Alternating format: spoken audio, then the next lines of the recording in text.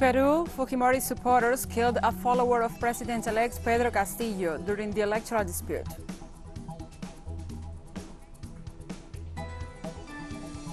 Cuba's government approved new anti-COVID measures as the nation sees a surge in COVID-19 cases in several provinces. And China has become the 40th country to be declared malaria-free, as no domestic cases have been recorded for the past 4 years.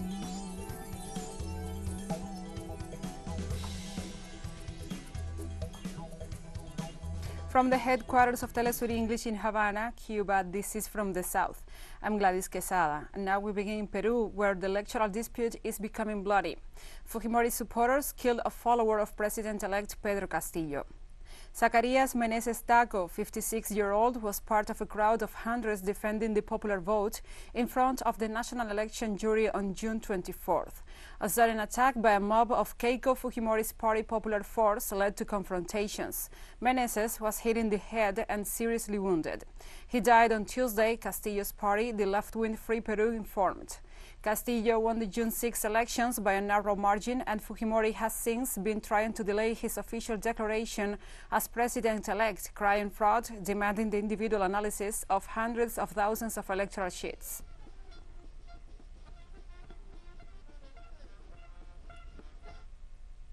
In Ecuador, Swedish computer programmer Ola Bini will go on trial, charged with attempting cyber attacks.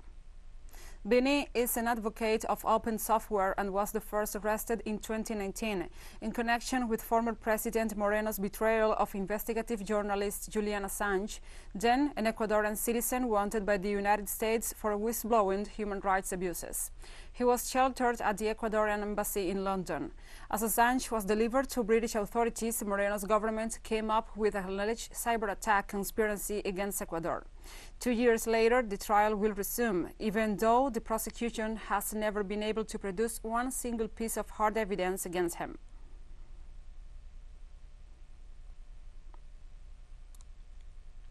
Indigenous communities in Brazil continue to demonstrate against Bill 490, which threatens their protected land rights, opening territory up to private commercial exploitation.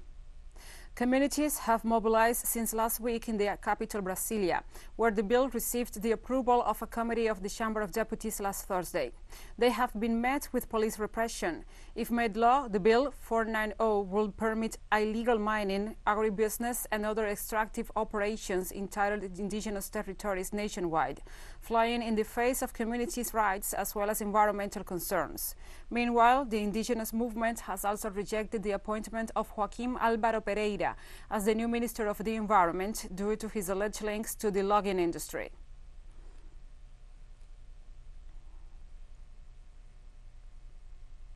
And now a piece of good news. 2 cups of the only native beer in South America, the Frontin, also known as Jucumari, were discovered in the Andean region of Venezuela. These 2 offsprings were caught by a hidden camera placed by researchers from the University of Los Andes in 2020. It is good news both because they are alive and well, and also their presence is evidence that the environmental conditions for their safety are granted.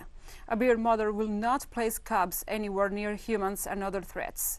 They are known as spectacled beer because and have presence in the mountains of Venezuela, Colombia, Ecuador, Peru, and Bolivia, and are in danger of extinction. These images only bring hope.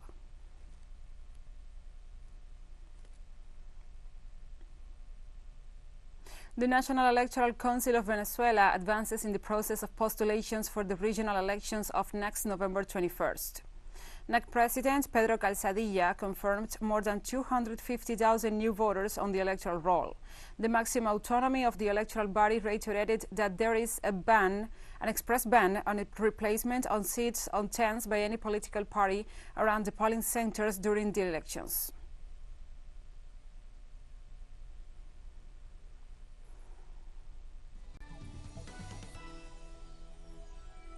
And we'll be right back after this very short break, so don't go away.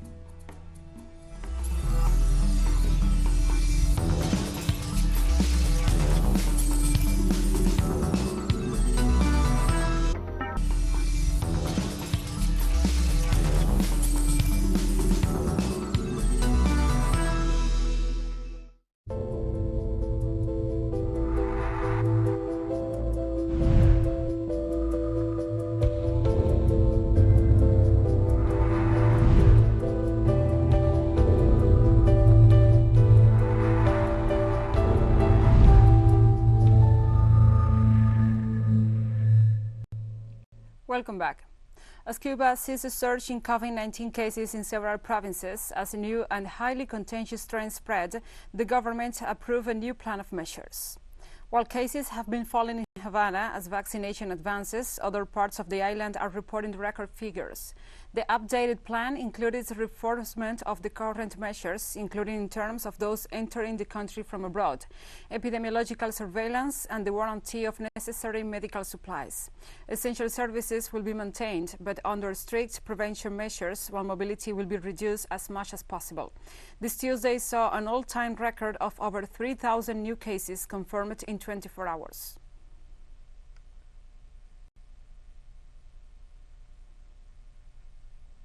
In Venezuela, the vaccination plan against COVID-19 advances with the administration of Cuba's Abdala vaccine.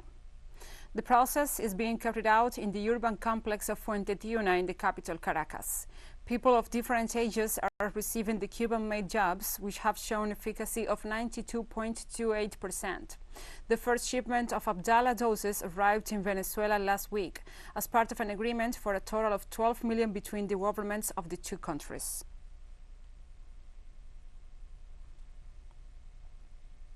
Paraguay received over 200,000 Sputnik V doses to reinforce the COVID-19 immunization plan. The shipment arrived at the Asunción airport after leaving Moscow and passing through Buenos Aires. This is the fourth batch of the million doses acquired from Russia. The government announced that it will continue with the vaccination campaign, this time for the vulnerable population and essential workers. The government expects to immunize the largest number of people when the nation registered 122 new deaths, with a total of 12,763 in almost a year and a half of pandemic.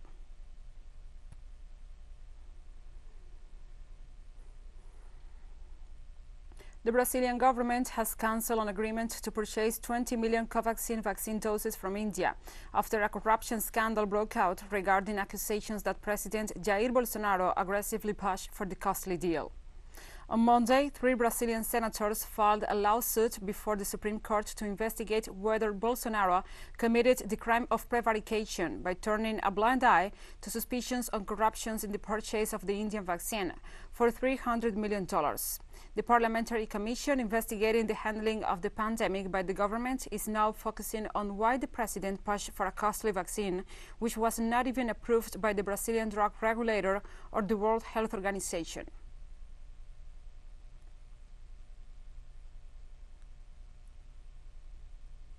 In Mexico, health authorities have reported an increase in the number of confirmed cases of COVID-19. However, the number of hospitalizations and deaths continues to fall. Meanwhile, the national vaccination plan is progressing. Our correspondent, Eduardo Martinez, brings us more details in the following report.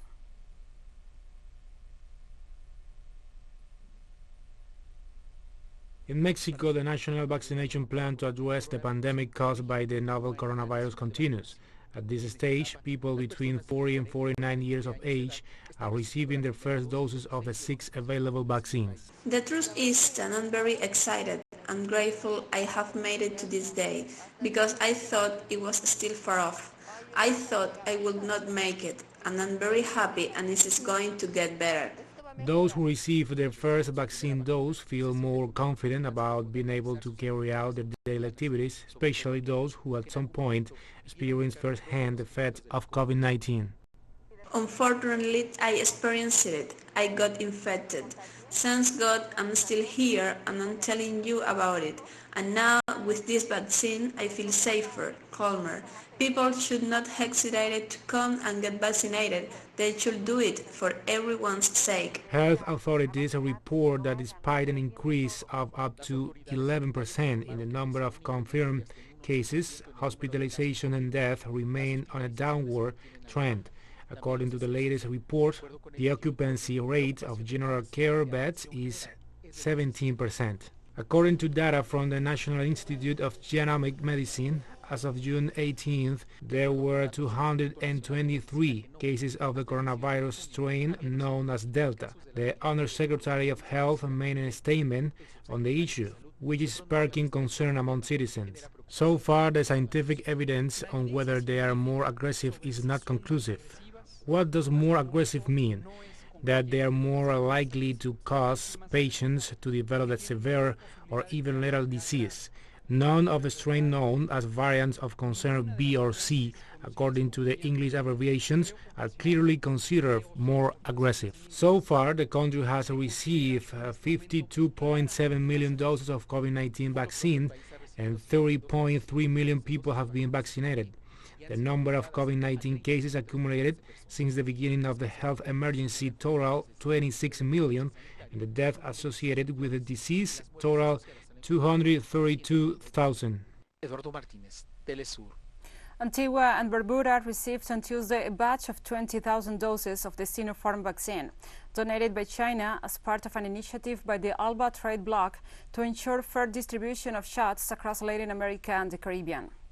Through the ALBA Bank, the Bolivarian Alliance for the Peoples of Our America People's Trade Treaty established an air bridge, working with Venezuela's flagship airline Conviasa to deliver the vaccines to the Caribbean nation, where Prime Minister Gaston Brown received the shipment from Raul Lee Causi, president of the ALBA Bank. With these doses, Antigua and Barbuda will be able to vaccinate almost 40% of its population.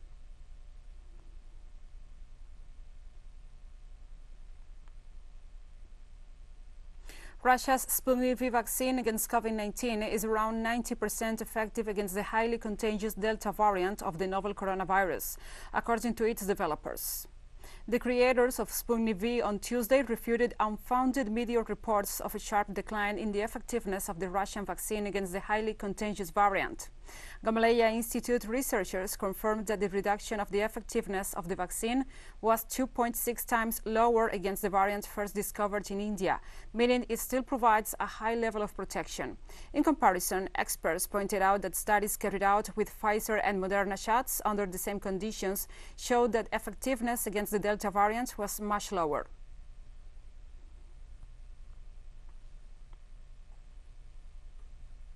And demand for vaccination seems to be high in Indonesia. On Tuesday, thousands of people gathered at a vaccination center in the city of Tangerang, but were blocked from entering as authorities said they didn't have the shots to administer. The city administration said it had prepared 5,000 doses of China's CoronaVac vaccine to be administered during the day. A process of online registration was in place, but it appears many people were unaware and turned up hoping for a job. Indonesia has seen cases spike in recent days after having passed 2 million official infections. The central government's program aims to administer 2 million vaccine shots a day.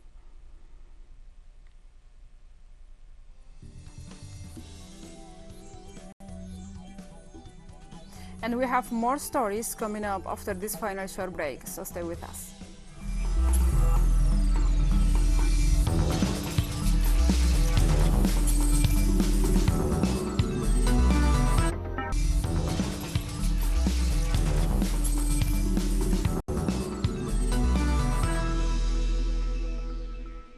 Welcome back. China has become the 40th country to be declared malaria-free.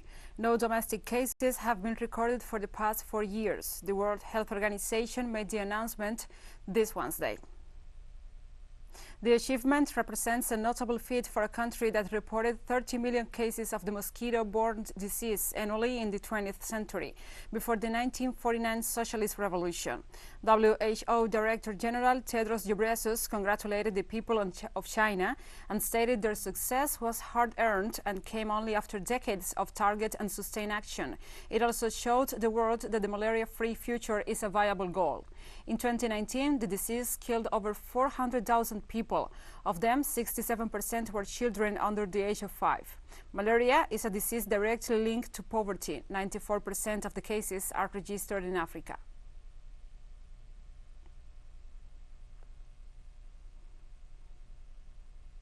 And at least 7 asylum seekers died and 9 others are still missing in the Mediterranean Sea after a shipwreck, Italian authorities reported.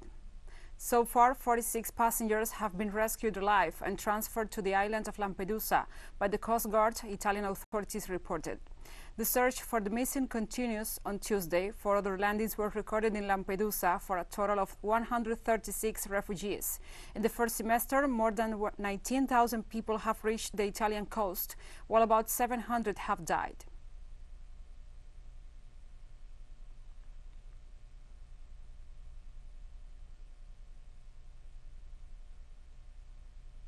And the final stage of a France-Mexico Gender Equality Forum began this Wednesday in Paris after kicking off in Mexico City last March.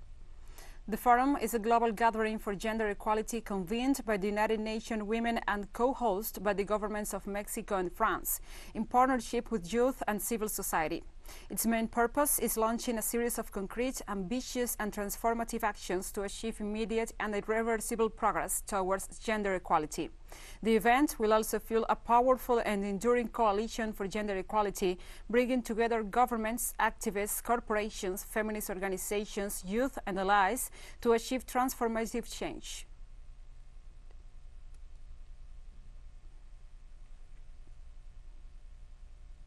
In Belgium, hundreds of immigrants staged a hunger strike demanding medical care in the wake of COVID-19 pandemic. They are undocumented foreign citizens in Belgium, left on their own due to their migratory situation.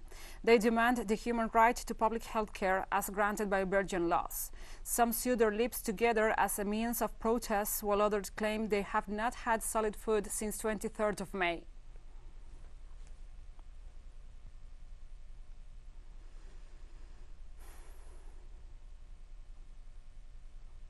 Somalia's political leaders have agreed to hold a long-delayed presidential election in October, following months of deadlock that at times turned violent. The Prime Minister's office unveiled the timetable for indirect parliamentary and presidential elections in a statement on Twitter, saying stakeholders had agreed to a roadmap for a vote on October 10th, following 2 days of talks in the capital, Mogadishu. President Mohamed Abdullahi Mohamed and the leaders of Somalia's 5 states had been unable to agree on the terms of a vote before his term lapsed in February, triggering a constitutional crisis. The political impasse exploded into violence in April, when negotiations collapsed and the lower house of parliament extended the president's mandate by 2 years. Under pressure, the president reversed the mandate extension and ordered his prime minister to reconvene with state leaders to work towards elections.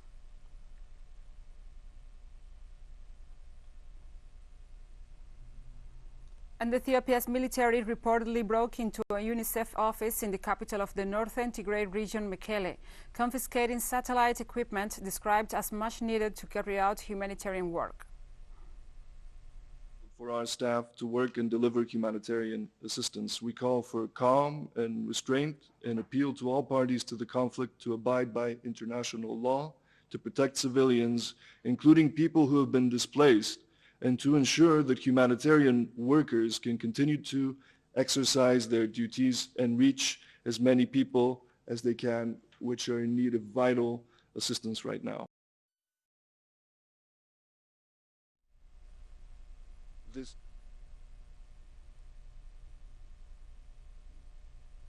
The allegations from the UN Refugee Agency come after a unilateral ceasefire was declared by the government, following the advance of Tigray's former leaders who retook control of Mekele, sending federal government officials fleeing and sparking celebrations from residents. The nearly 8-month war was pushed hundreds of thousands to the brink of famine, while aid agencies and the UN have repeatedly denounced abuses by Ethiopian government forces and those of neighboring Eritrea, which are supporting them.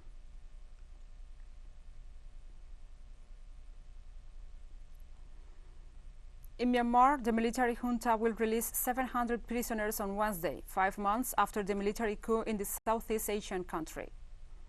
The prisoners were detained in demonstrations that took place in the streets of Myanmar after the military junta's takeover on February 1st. Some 6,000 people have since been arrested, most of whom are still in prison, according to the Association for the Assistance of Political Prisoners. The group also claims that at least 883 people have been killed by security forces.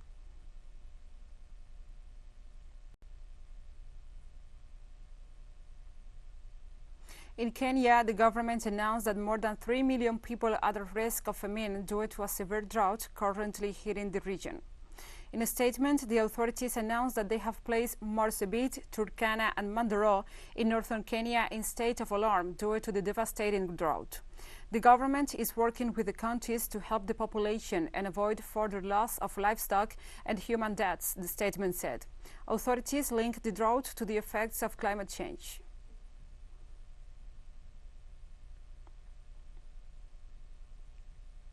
In Russia, a cyclone left more than 130,000 people without electricity in 13 regions.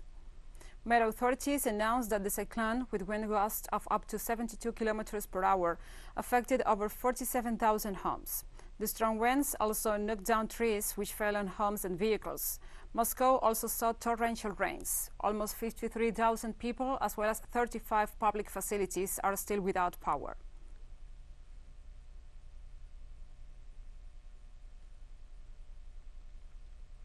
As part of the celebrations to mark 100 years of the Chinese Communist Party, a grand show was held at Beijing's National Stadium, dubbed the Bird's Nest. Chinese President Xi Jinping presided over the show, held 3 days before the Chinese Communist Party's 100th anniversary on July 1st. The carefully choreographed scenes illustrated the history of Communist China, from the founding of the party in Shanghai in 1921 to Mao's Long March. There were also greetings from the Chinese astronauts currently in space. A special place was dedicated to the highly successful fight against COVID-19 as a victory of the Communist Party organization and proof of resilience of the Chinese. The coronavirus is virtually eradicated in China and the economy has revived, thanks to the measures adopted from the beginning of the outbreak.